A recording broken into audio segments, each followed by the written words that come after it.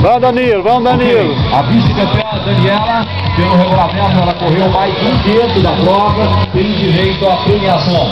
Então vai aí para receber a medalha de prata. Medalha de prata. Daniela, a vice-campeã. E a campeã subindo ao pódio, a Antônia.